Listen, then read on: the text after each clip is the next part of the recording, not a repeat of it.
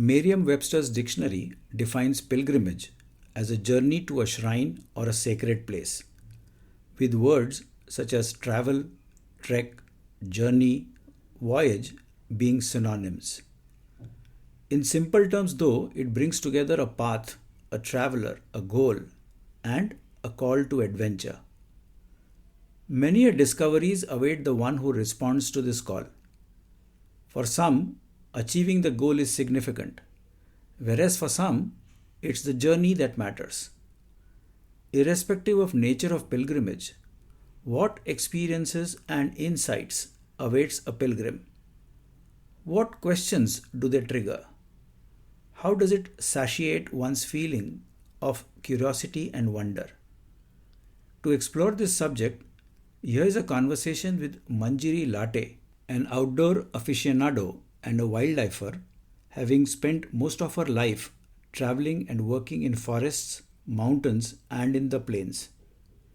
Through her solo pilgrimages like El Camino de Santiago Compostela across northwestern Spain, Adi Kailash Yatra in the Himalayas, Panchabhuta Sthalam in South India, and through her community volunteering work in parts of Asia, Central and South America, Manjari brings forth unique possibilities for anyone seeking meaning and fulfillment through embodied work.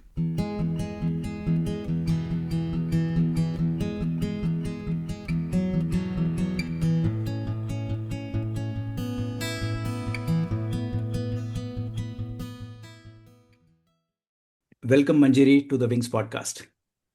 Thank you. Thank you so much for finding time in the midst of some hectic travel. I know you are somewhere in Belgium at the moment. You've just arrived from some place and you're probably leaving some place in a couple of days. But I'm glad that, thanks to Zoom, thanks to internet, we are able to do this conversation across time zones, across geography. You in probably some time zone in Europe. I'm very much at home in Pune.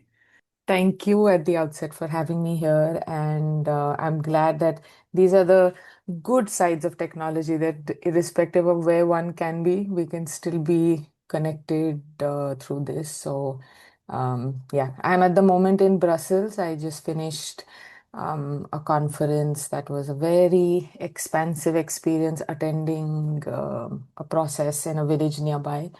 And yeah, so one day of break in Brussels, and then I continue with another series of sessions. Travel is so essential component of one's life. I think we are on the move all the time, like it or not. Uh, but we are also recording this conversation, Manjiri, at a point in time where in Maharashtra there is a unique annual pilgrimage that is underway right now called the Pandharpur Wari, which is a kind of ritual which, I don't know, maybe goes back 700, 800 years now, uh, where millions of devotees undertake a long 200 plus kilometers of walk to see and meet their beloved God Vitthal. And I know, Manjiri, you have done this pilgrimage. I don't know whether you've done it end to end or part of it, but I'm so excited because it is in the background of this Wari, which for me, it has a very, very deep and an, inner significance. But yes, we are doing this conversation in the background and the context of that. So maybe if you could tell us if you have been a part of this Wari and what does that mean to you? Wari essentially is a pilgrimage in Marathi. Thank you for bringing that into the conversation, because since I've been here the last fortnight or so, it is something I'm definitely missing, being part of that sea of human love and faith that just flows through our city. And I think we are all blessed, especially those whose villages, homes, cities come along the path of the Wari in any way whatsoever.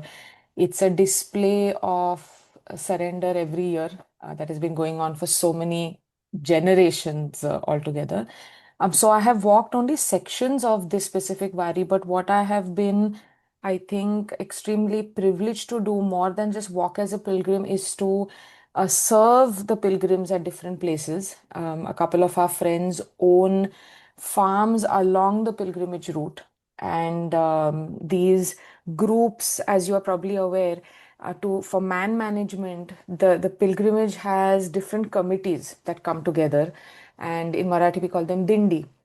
So different dindis stay in different villages for the night, just for ease of logistics, comfort, safety, so on and so forth. So a couple of our friends, their farms are used by the dindis to stay on and in for a day or two on the way. So that's where we've gone and served the pilgrims. It may be serving food, foot massages, absolutely anything on the way. So, more than just walking this, I have personally enjoyed interacting with the pilgrims that come from different areas of our state. But for one single cause is their love and faith in Vitthal. I know you have interacted with many. Uh, if there is any memory that you hold uh, preciously about any conversation with any one Mhm. of those million plus people who are on this pilgrimage, uh, if you remember any of those. I'm sure a lot who've interacted with the pilgrims on this route may share these kind of dialogues. But one thing that uniquely stands out for me is I remember because this Wari starts at the beginning of monsoon in our part of the world.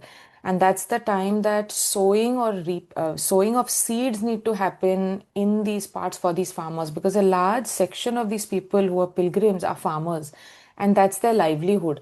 And this is the time when they have to sow seeds so that it can be reaped X number of months down the line. So this is a very pivotal time. So I remember speaking to one elderly gentleman saying, now is the time of sowing. So how does it work for you? In the sowing period, you all are walking a month. Who is doing it? He says the one who calls us here is the one who's doing it for us back home anyway. So there is no question that if Vitthal, the Lord, has called us here, He is also the one making sure that the sowing, as and when it happens, will be done perfectly in the right divine timing, and we don't need to worry about being at two places at the same time. He has got that covered. And it didn't seem like he mentioned it as a very poetic dialogue. It came from a space of earnestness in his heart. He's like, what kind of a question is this? There are no two ways about it. That the one who calls us here is the one that is going to be sowing or is already sowing, for all you know. Energetic seeds are probably already sown. The physical ones are what we are going to do when we go back there. So these are instances where I realize that unlike a lot of us in the city, when these pilgrims are walking this path, they don't worry about mundane things or they don't worry about how something will happen. They are walking in a sea of surrender. It is just beautiful to watch them. So yeah, this one instance stands out for me specifically. No, interesting you say this. People don't think about mundane things and just undertake this, long pilgrimage. But a moment ago, you also said that these are simple, ordinary farmers who, at this point in time in the year, are supposed to be sowing seeds only to reap its fruits or whatever harvest they have couple of months months down the line. I mean, that's their livelihood. And a failed crop would mean something huge for them. Yet they consider this as mundane, leaving it to the Almighty who says, "You've called me, so you figure it out." And this Absolutely. has been going on for centuries. Kind of takes me to the very idea of pilgrimage as such in general. And I know you have undertaken many of them.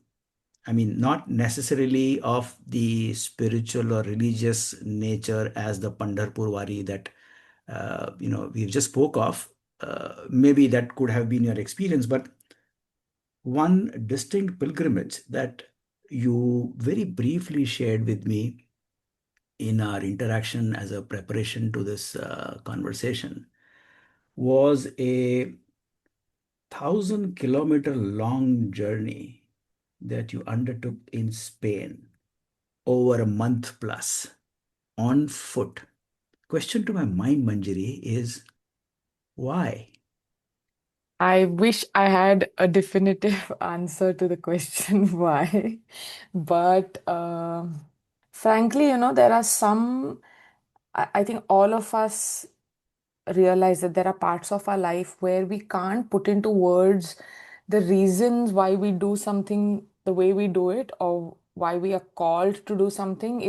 Words fall short of encapsulating it into a structured thing, but there was just this very visceral pull to go do it. I had heard of this, so it's called the El Camino de Santiago Compostela is the Spanish version or name for it. And Compostela is a beautiful church built for Saint Santiago, who was one of the individuals that was responsible for bringing Christianity into Europe. And whether one believes in a religious framework or not, what really attracted me to this entire walk was the fact that originally, similar to how the Pandharpur reference is, they are all going to a definitive ending, which is where Vitthal is set to reside. And then villagers come from all different parts of the state. That means they start from their respective homes. In Europe as well, Compostela in Santiago, where that church is built, that is the final destination. And pilgrims originally would start walking from their own homes in all different quarters of Europe. And so you could be in Poland or you could be all the way up somewhere in Denmark, and you still had to make your way down to Compostela, which is almost at the western coast of Spain. And that those were long pilgrimages that people took. So there was again something that called me to the fact that a lot of individuals who I had known who had walked it had nothing to do with Christianity per se as a religious framework, but they were just there because they wanted to experience what it is to again walk in this sea of surrender. I'd heard of this pilgrimage back in 99, 2000 when I was studying Spanish in the Pune University. So it was because of my teacher that I knew there was a call to do the walk in Spain. So that was what had called me really. And whilst walking across a month on a 1,000-kilometer journey in a land or a terrain which is of course not one's own land or one terrain one is not familiar, you're walking in Spain.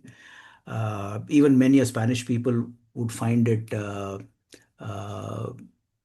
not so familiar.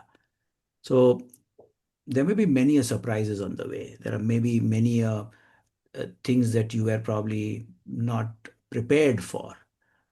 Any particular instance that comes to your mind where Mhm. you had to adapt? And I know adapting comes very natural to you. Mhm. I know you well, Manjari. Mhm. You are good at that trait. But nonetheless, with somebody whom I hold kind of 9.5 on 10 on adaptation, had also had to struggle.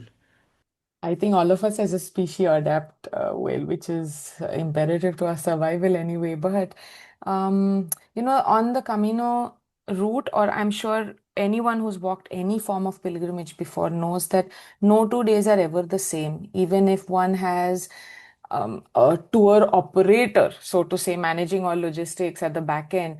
Yet you don't know how your body will respond. You don't know how stimuli around you are going to be. So every day is dynamic and shifting, and one needs to adapt. There are no two ways about it. But I think the adaptation also was on in little daily things as well, right? For example, I had chosen to walk with my own backpack with all my resources on my back, not the food, of course, because there was enough and more through villages and towns that we went through, but all the clothing for different temperatures and different shoes, different attire, because I started in the Pyrenees in France, which was really, really cold. We had snow, so there were separate shoes and clothing and everything.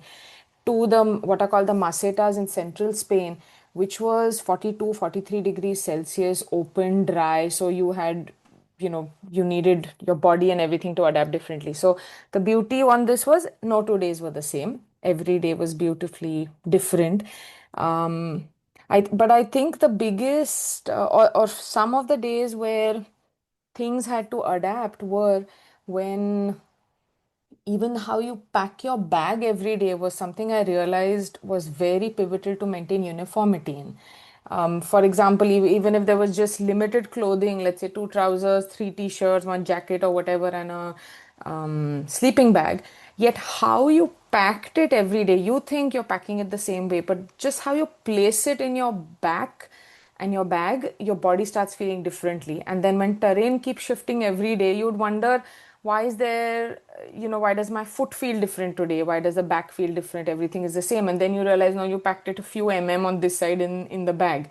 Little things like that were adding a default layer of unpredictability, if we may call it so. And the most magnanimous form of adaptation was that not only that the terrain kept shifting, but the people you meet on the walk every day are just amazing. And I felt that was the best adaptation that I had to do every day because I had chosen to walk it solo. A lot of people come with a sibling, a friend, a spouse or a partner or whoever. But there were few like me who had chosen not to come with any attachments, and that meant that we could shape shift and be with whoever we wanted to, whose walking pace was similar on a day, or when we reached Alberghe in the evening, when we would sit down for a pilgrim's meal, as they called it, you would have new conversations every day. So I think adapting to different ethnicities, people of different languages, cultures, and yet having really meaningful conversations every day and each one learning from the other was some of the most amazing adaptations I was happy to keep doing every day. They say, Manjiri, that we have experiences in life which are only because they are meant to prepare us for some experiences that are waiting for us down the line. Maybe your Espanol classes, where you learned Spanish, was in preparation for this journey, because I'm sure you would have Mhm. met many strangers en route, locals, who would only know Spanish. So maybe your Spanish got polished also on the way. Mhm. Yeah, it did get polished. But again, in Spain, every region speaks a different kind of Spanish, a different dialect. The minute you enter what's called Galicia, they speak more a Portuguese kind of a Spanish. So yes, Spanish skills came in handy, no two ways about it. And I learned of so many different languages. Not that I learned the language, but I learned of them. So I would Okay. have somebody walking past me speaking a language I had never heard before. So I kind of knew, okay, looking at their diction and their accent, or their body language, you know which part of the world they would largely come from. But what language is that? And then when had a conversation with them at the next break, that was a common break, they would say, oh, we are from one part of the Czech Republic where this dialect is spoken only in our region. And I was like, wow, that's so interesting. Because, Melinda, I believe that language carries with it a history of the people. And unfortunately, things like English, Spanish, French have swept over the world in such a way that it's almost as if you're sterilizing or killing the native languages. And when you kill a native language, with the language goes the history of that place as well, because language is the most beautiful carrier of something generationally, intergenerationally being carried. So the most amazing thing was just listening to people's different languages. And when you ask them what is unique to your region, they would even add that, this word that we have means exactly this color that we saw in the sky today. I'm like, wow. So, there are languages that have different words to describe different things, like each of us in our mother tongue. So it's extremely expansive the minute you meet people from different walks of life. Um, yeah, I think the one thing that connects all of us or is common is just humanity. It's just that's one common thread. And this common thread also took you to another walking journey. I don't know whether, or it could even be termed as pilgrimage. I don't know. I leave it to you. How do you want to phrase it? Was your amazing, amazing journey across the Himalayas. The pilgrimage called the Adi Kailash pilgrimage. So, can you unpack that piece of Mhm. your experience for us? So, there are, I think I'm sure a lot of listeners have experienced this, that for each one of us, there are different things that we take as our guiding forms of divinity. For some people, it may be the religion as a whole. For some people, it may be a deity. For some people, it may be an emotion that guides them in life.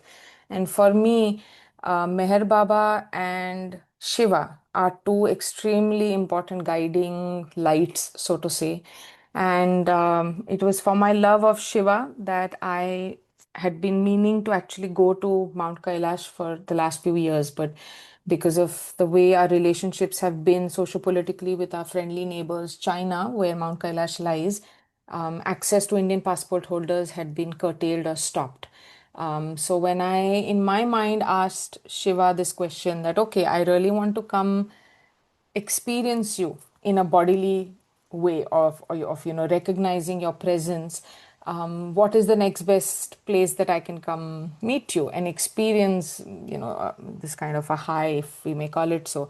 And Adi Kailash, which is the second most important Kailash, came to mind, that Adi Kailash is the one that I should walk to. And the original plan was to walk from Kashi to Adi Kailash. Kashi, as a lot of people know, is Varanasi as well in the state of Uttar Pradesh. The original idea was to walk from Kashi to Adi Kailash, but because large sections of that walk were going to go through the state of Uttar Pradesh, I had to take a reality check with safety and, because again,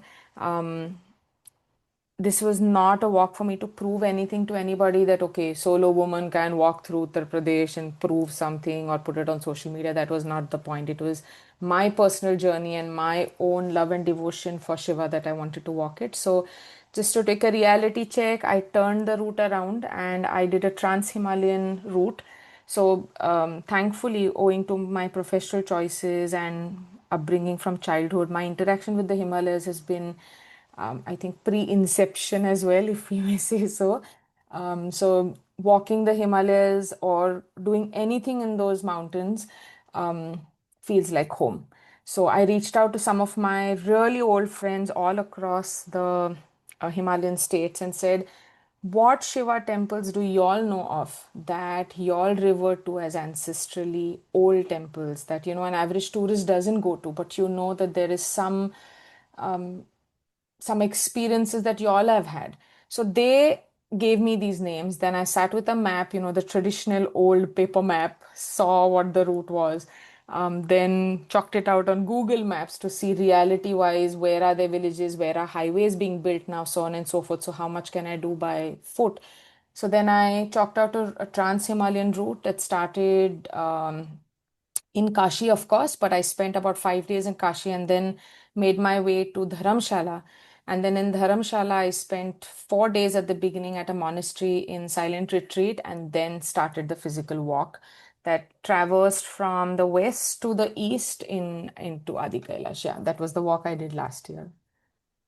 And on that walk, were you at any point in time all by yourself with nobody in front of you, nobody behind you, nobody on either sides, but just the mountains? Except the days that I was walking through cluttered towns, which was inevitable. All other days, it was just nature, me, and nobody else, fresh air. So, yeah, there were many, many days on that route. And that was why I had intentionally chalked it out because it is not a laid out pilgrimage, so to say, the route I took. It was just random dots joining each other. But as they say, there is nothing random. There was a reason the way the route flowed the way it did because it started in Himachal Pradesh and then went through, all west and east of Himachal Pradesh, and then I entered into Uttaranchal, Uttarakhand, and then that's where it finished. So there were many days where sections of the walk that I chose to do had absolutely nobody or nothing other than just elements of nature accompanying me. We are social animals, Manjari. We need somebody. We need companion. We need companionship. We need somebody else along to talk to. I mean, you spoke about your earlier traverse in Spain, but when you're all by yourself and there is nobody else to talk to, the mind is a monkey, right? It doesn't sit at one place. It has to jump from one place to the other. So I'm wondering what sort of drama was going on in your head when there's absolutely nobody around? Or was the screen blank inside as well? Frankly, I'm actually quite a loner in my heart, Milind. I'm surrounded by people all the time, owing to the kind of work I have, which is with people most of the times, or people management workshops. So the large group element is inevitable, but in the core and the pits of my being, I'm quite a loner, and I absolutely enjoy just being by myself. I like a hermit crab. I'd love to just go sit under a rock if I can. So just being by myself is never ever been a question as to what to do. And in fact, for those who've never explored this, I'd invite people to take at least a day or two's journey without any electronic gadgets. And quite contrary to what you mentioned, when we are by ourselves and we are not in our cell phones or we are not in a book or anything, thoughts tend to really iron themselves out beautifully. So, when you're walking, the act of actually putting one foot in front of the other without cognizing about what is going to happen, or who's going to pay the bills, or those thoughts are really, they become irrelevant or they evaporate. So clean slate in the mind in that respect, so to say. But the right meaningful thoughts actually come up, because I think, Milan, the kind of lives we lead nowadays, there is so much stimuli coming our way through our cell phones, through our conversations, and then most of us have no free time, or we don't make that free time. The minute there's a void from one activity to the other, most people tend to reach out to their cell phone, go on to social media, and that just adds to the stimuli. And there is so much that we gather unprocessed information that's lying under the carpet, that a lot of people unconsciously fear taking time off, because they're thinking all these thoughts that have been under the carpet are all going to come out at me, so I'd rather not deal with it.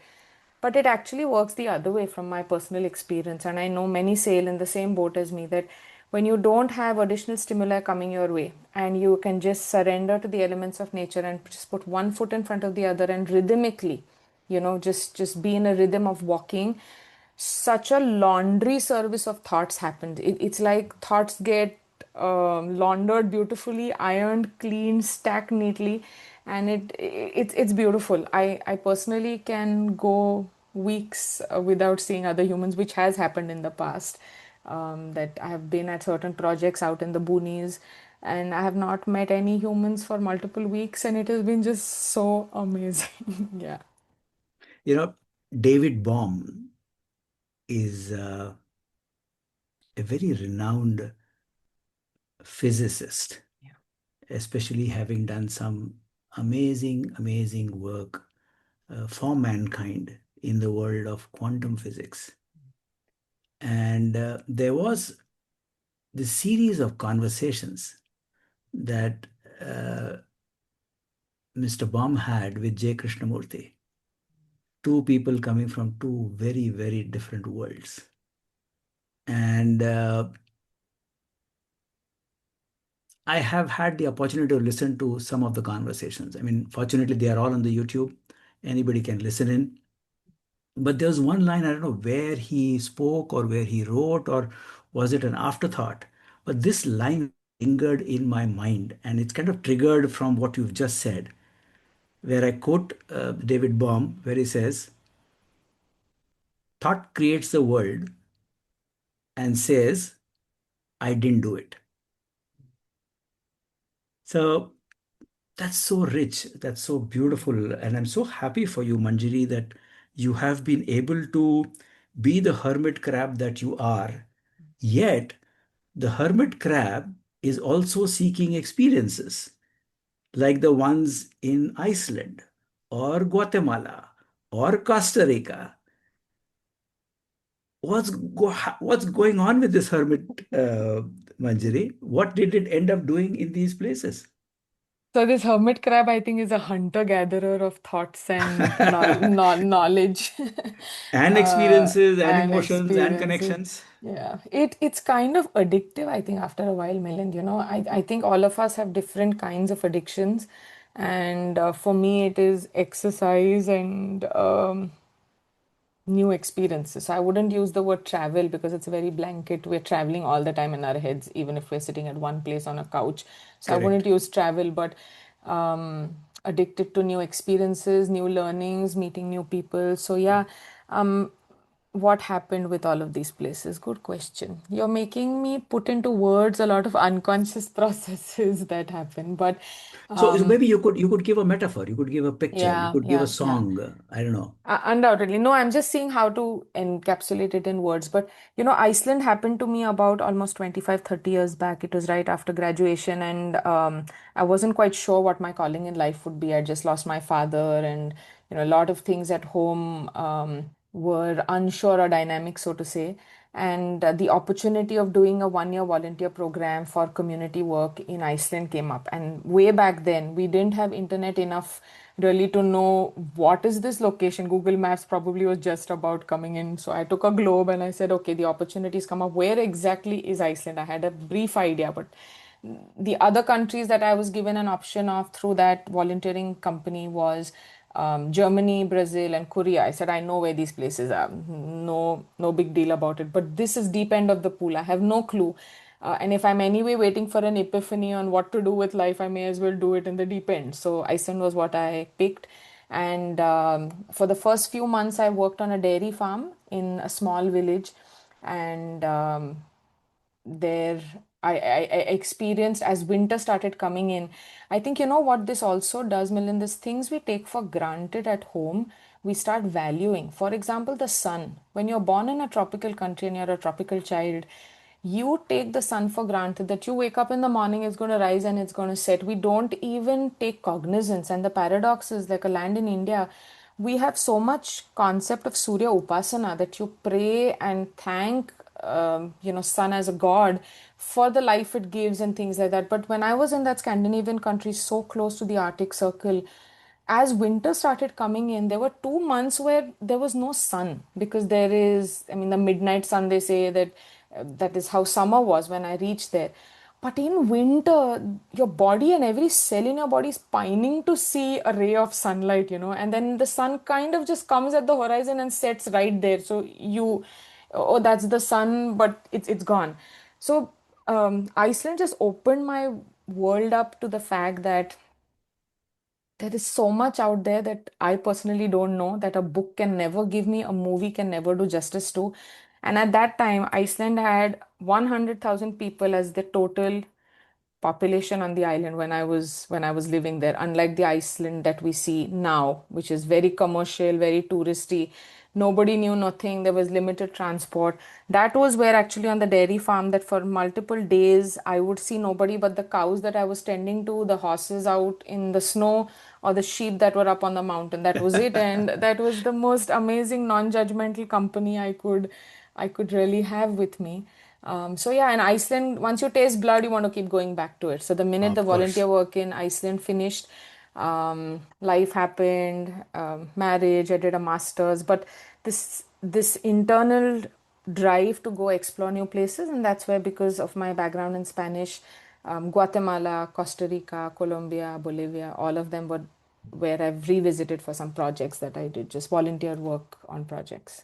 I was kind of uh, with at a very different place in my mind when you were talking about Iceland, and where you had for days in and nobody around but for nature and local flora, fauna, and animals. Asha and I think year before last, we were on a 3 week trip to Scandinavia, and we are DIY people. We kind of Mm. say that, okay, this is the time of the year we'll choose to travel. Let's see which are the good places on the planet.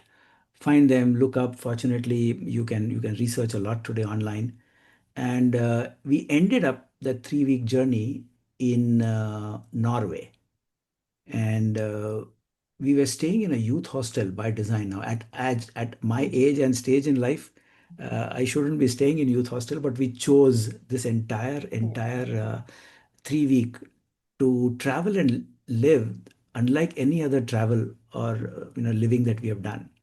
So it was in this youth hostel in Oslo that after the breakfast we were just kind of chilling at the reception, wanting to step out for the day, and we meet a young Norwegian lady who's kind of also sitting across, finishing her coffee, and probably she was also waiting to step out.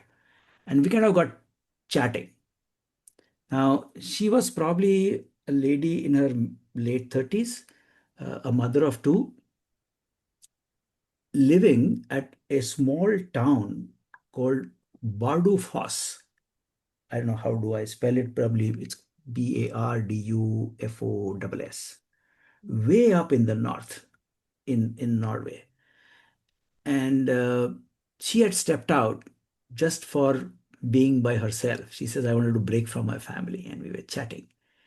And we kind of started speaking about a whole lot of things, and says, what brings you here? And you know, where are you traveling, etc., etc. And we says, yeah, we are here, but this is the month of September, so maybe one of the things on our agenda at some point in time is to see Northern Lights, and maybe we'll come back again, maybe in December, January. We want to figure out, where we go. She instantly reacted. I think we were about 15, 20 minutes into the conversation. I don't know whether we made friends in that, but probably we did, because she said instinctively, you don't have to spend tons of money going way all the way up the way tourists do. Why don't you come home to my place in Bardufoss in January? And all you do is I have a 3 bedroom house. I'll give you a room. All you do is open the window, sit in your bed, and there'll be Northern Lights all the time. So it's a different world, isn't it? And unlike that, Guatemala and Costa Rica must be a very different world either, right? I mean, can you draw the contrast? Yeah. But before I travel verbally to Central and South America, I remember from the Northern Lights, I had only Yes, heard about the concept. Back yes, then, when I had traveled, there was no social media or YouTube to see what Northern Lights looked like. They were just photographs I had seen on postcards before. yes, And I remember the one day I was walking, and that time we had those Walkmans with the physical tape recorder tape put in it. So that was the correct. time that I had that Walkman with my ears, with that Walkman thing. And Yes, the shortcut from one space to the other where I was living in winter went through a cemetery. And it was yes, a really, well-traversed cemetery. People regularly walk through it, and I had no qualms about it either. I used to just walk through it. And that day I plugged in my Walkman, and there was this beautiful Hindustani classical raga going on. And then I look up and I see something happening in the sky. And that's the time I'm walking through that cemetery. And for a moment, I was like, what is happening up? It didn't even cross my mind. And nobody conversationally had even spoken that now, we are coming into the Northern Light period. And I was for a moment so spooked out that I quickly ran across the cemetery, wondering if I had to do something with the cemetery and this raga going in the background. And as I ran home and met the host family that I was staying with, something was happening in the sky. They had a laugh. They laughed their heads off. They're like, Manjari, that's called Aurora Borealis. That's Northern Lights. And the first time you see it, you're supposed to stand under it and pray. And I was like, oh my God, let me go back out and miss out the praying opportunities. But yeah, Northern Lights is a phenomenon to witness anybody going up there. But to answer your question now, anything in Central and South America, I think a lot of people, like, how we generalize that India is one, that a lot of yes, foreigners may meet one Indian and say, therefore, is equal to all Indians. We meet people who generalize that all Spanish speaking countries in Central and South America will be very, very same. But quite the opposite of it. Every country has had its own history, its own colonial past, its own colonial traumas to the wealth of its indigenous communities. So it's beautiful. And even in a country as small as Guatemala, every valley had something different to add. But one commonality that I experienced all through both Central and South America. So, in fact, I was in Guatemala when the pandemic broke out, and how humanity helped with what was happening. It was quite heartwarming. But Guatemala, I traveled to El Salvador, and then in South America towards Bolivia and these places. One commonality I found was humans are the same everywhere in terms of core emotions. So everybody comes forth to help, everybody is very genuine, and you have faith that you will be taken care of. So that was definitely one commonality. But food, culture, even language differences were definitively stark all through Central and South America. You've traveled many a places, Manjari, not just in India, in different parts of the world. And I know your profession is also around creating, curating experiences in nature, as wild as it gets, for your clients, your customers, your friends, uh, uh, be it the Masai Mara, or be it the travel across the Andes, or could be Pyrenees, could be um, good old Tadoba uh, for tigers. What's that calling for you? And you've made a profession out of it. So my professional choices have organically developed or blossomed, if I use that analogy really. So originally I started with wanting to do more of outdoor education. But back in the day, there were very few women who were working up in the outdoors as a full-time profession. And those of us who really wanted to were swimming against the tide, to put it very lightly, because a lot of our dominant ego forces made did everything in their capacity to make sure women don't come into a male-dominated space.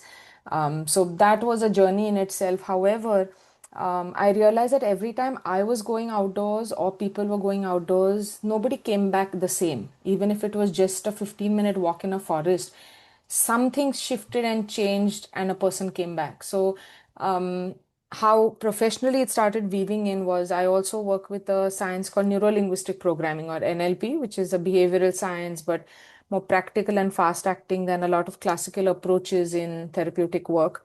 So I realized if the human element is so inseparable, the minute we say wild, the human is affecting all wild places in the planet. So in fact, an anthropologist realized that there are no anthropological voids anywhere. So there every part and patch of the planet is covered with humans. So humans are an integral part when we say we're going into the wild or going into nature. Human has an impact.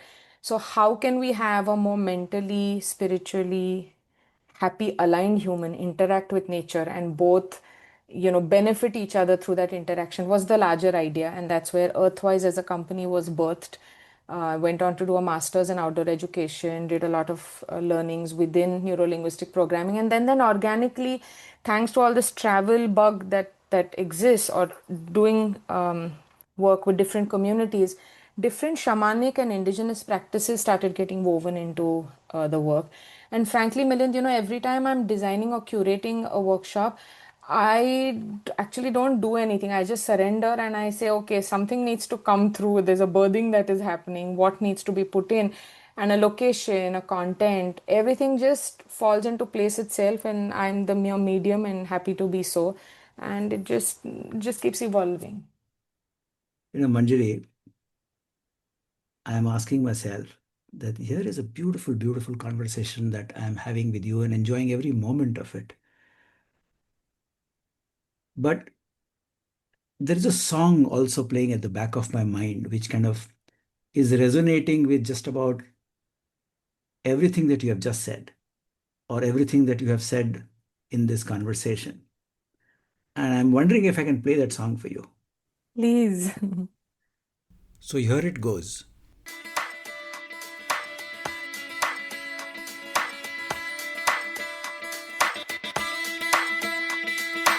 यूं ही चला चल रही यूं ही चला चल रही कितनी हसीन है ये दुनिया फूल सारे झमेले देख फूलों के मेले बड़ी रंगीन है ये दुनिया रुम दुम दाना रत दुम दाना रुम दुम दाना रत दुम दाना रुम दुम दाना रत दुम दाना भैया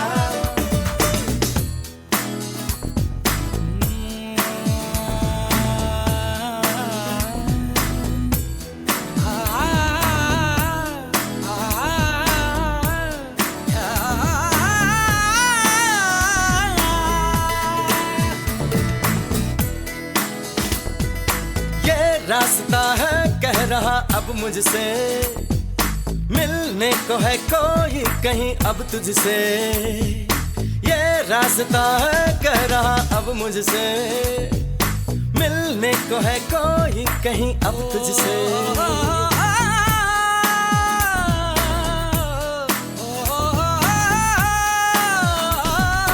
दिल को है क्यों ये बेताबी, किससे मुलाकात होनी है, जिसका कब से अरमा था शायद वही बात होनी है।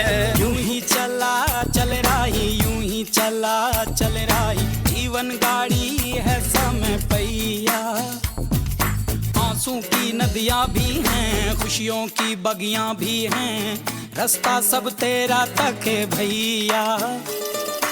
यूं ही चला चल रही, यूं ही चला चल रही, कितनी हसीन है ये दुनिया। Manjari, if the pilgrim in you has just listened to this song,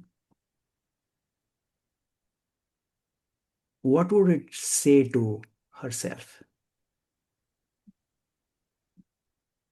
And what would it say to somebody like me?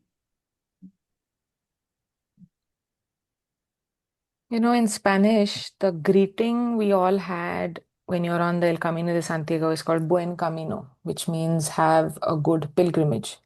And you wish each other by saying, hey, Buen Camino every day.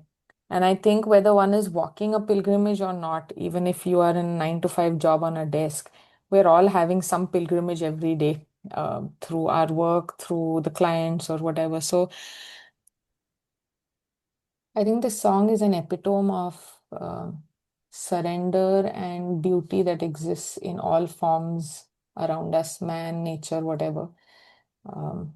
That every person you meet is going to bring a fresh whiff of air and some new learnings, and just to keep going with it, and not to cognize, doubt, question, plan, just go with the flow where the wind carries.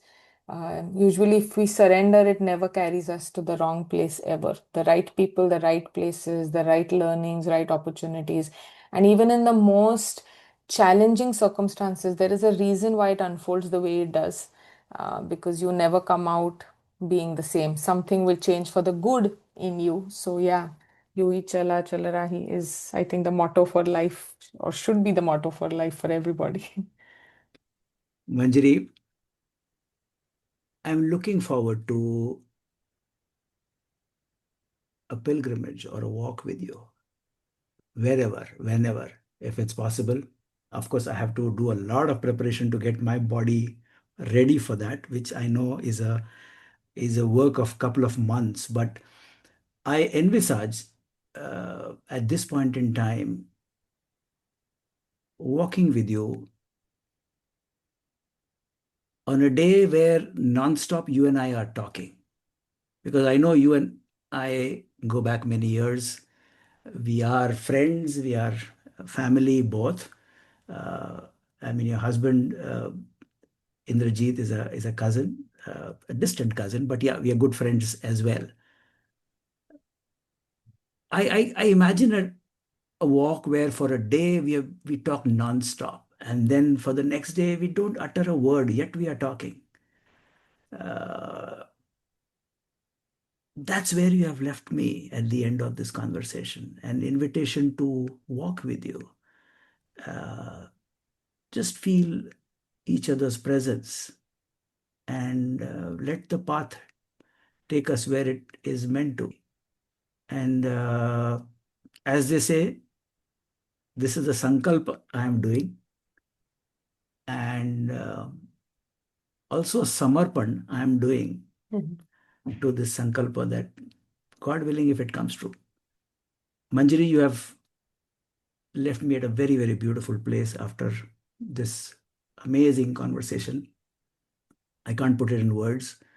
But yes, a needle has shifted for me somewhere to a place which points to silence. Thank you very much. I'm wondering where this conversation has left you.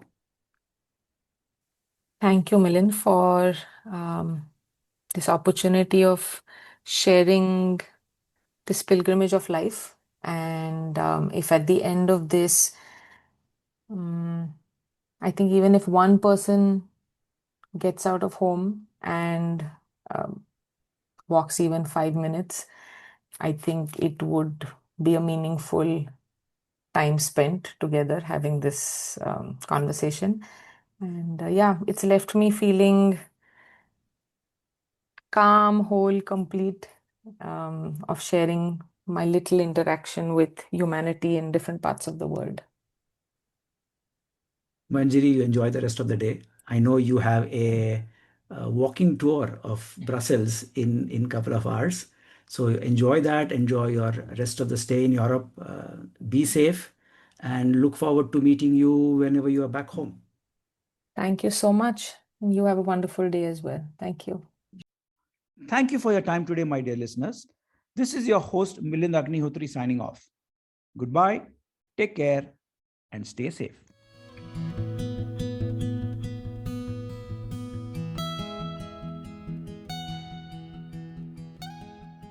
This podcast is for general information purposes only and should not be considered as a piece of any professional advice. Views and opinions expressed in this podcast are those of its guest. Creators of this podcast expressly disclaim any and all liability or responsibility for any direct or indirect, consequential or other damages arising out of any individual's use of this podcast. For feedback and suggestions, please write to wingsindia75@gmail.com. Thank you.